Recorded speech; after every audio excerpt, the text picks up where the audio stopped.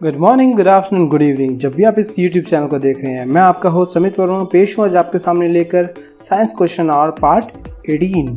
तो चलिए शुरू करते हैं। हमारा शरीर कांपता क्यों है? हमारे पेशाब का रंग क्यों बदल जाता है?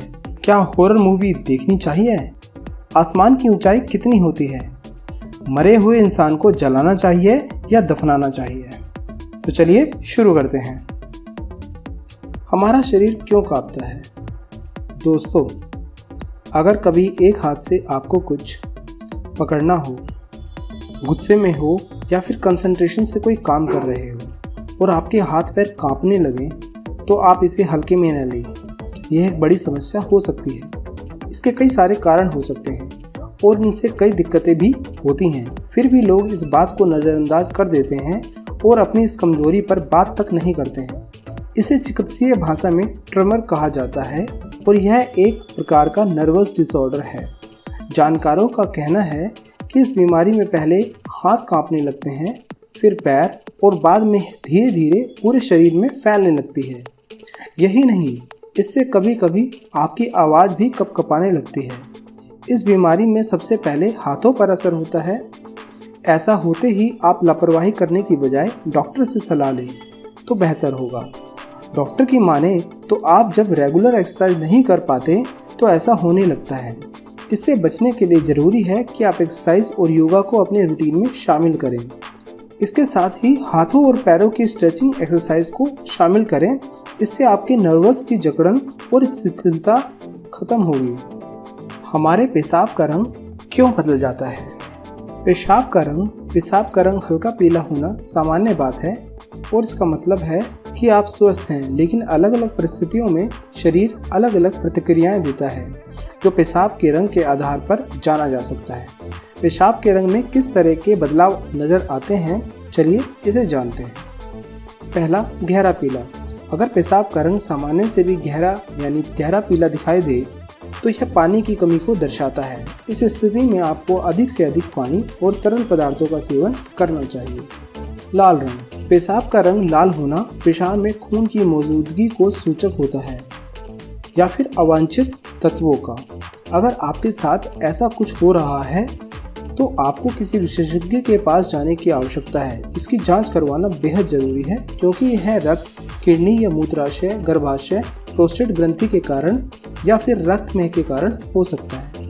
गहरा लाल या काला।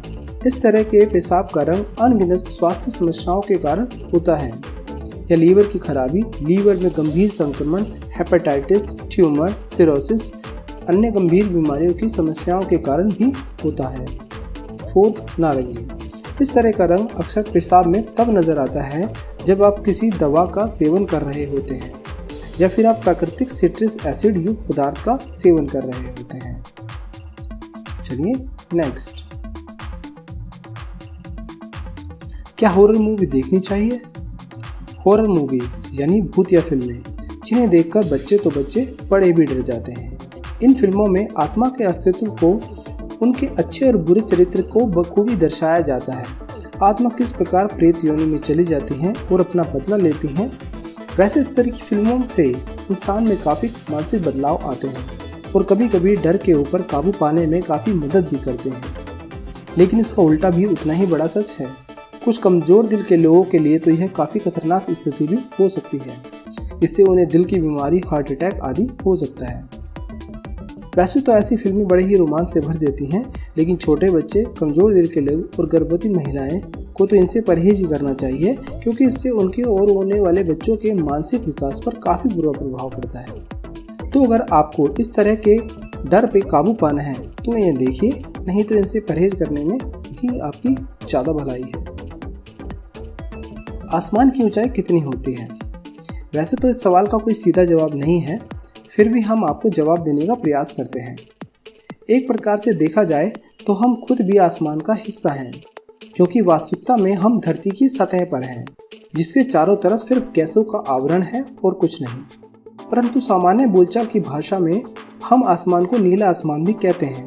तो चलिए समझते हैं कि आसमान नीला कहाँ तक होता है। अब अगर धरती से नीले आसमान की दूरी पता करनी है तो आसमान में इतनी दूरी का पता करना होगा जहां तक आसमान नीला दिखाई देता हो, और आसमान का नीलापन ओजोन के आयनाइजेशन के कारण होता है। अतः धरती की सतह से 17 से 20 किलोमीटर धरती की परत लिथोस्फीयर से ऊपर 50 किलोमीटर तक होती है, और इसके बाद आसमान का रंग काला होना शुरू हो जाता है। अगर इसका दूसरा पहलू देखें तो आसमान नीला सिर्फ दिन के समय होता है, रात में नहीं। मतलब रात में हमें तारे दिखाई देते हैं जो कि हमसे अनंत दूरी पर स्थित होते हैं। इस प्रकार आसमान हमसे अनंत दूरी पर हो जाता है। तो दोस्तों, आप इसीलिए खुद डिसाइड करिए कि आसमान की ऊंचाई कितनी होगी। यानी दिन के वक्त वो नीला है तो कुछ और रात के वक्त क्योंकि काला है तो कुछ और। मरे हुए इंसान को जलाना चाहिए या दफनाना चाहिए? अगर आपसे पूछा जाए कि शवों को दफनाया जाना सही है या जलाना, तो आप क्या कहेंगे?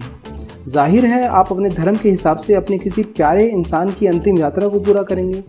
लेकिन अगर पर्यावरण के लिहाज से पूछा जाए तो अब हम सभी के मत भिन्न हो सकते हैं। इसमें कोई दो राय नहीं कि शवों को दफनाने के मुकाबले जलाना ज़्यादा सस्ता होता है, क्योंकि जलाने में सिर्फ लकड़ियां प्रयोग में आती हैं या फिर विद्युत शवदाह में तो वो भी कम हो जाता है। लेकिन शवों को जलाने पर पर्यावरण को दफनाने के मुकाबले 5 गुना ज़्यादा नुकसान होता है। लेकिन कब्रिस्तान के रखरखाव में होने वाले खर्चे इस नुकसान को कम कर देते हैं। दोनों ही तरीकों के अपने फायदे और नुकसान हैं। उधर शवों को दफनाने से भूमिगत जलों को भारी नुकसान तो होता ही है, साथ ही वो ज़मीन भी प्रयोग में नहीं आ पाती। जब हम रखरखाव और खर्च की बात करते हैं तो बेशक शवदाह से बेहतर कोई उपाय नहीं है, लेकिन अगर सिर्फ पर्यावरण की होने वाली कसौटी पर तोलते हैं तो फिर दफनाया जाना ही एक बेहतर विकल्प हो सकता है। तो दोस्तों, आप इसमें खुद डिसाइड करिए कि क्या चीज़ सही है। तो दोस्तों, अगर आपका भी कोई प्रश्न है तो कमेंट सेक्शन में अपने नाम और शहर के नाम के साथ हमें लिख भेजिए। कमेंट बॉक्स आप ही के लिए है। वीडियो अच्छी लगी हो तो लाइक, शेयर और सब्सक्राइब करके घंटा बजाना ना भूलें। Thanks for watching.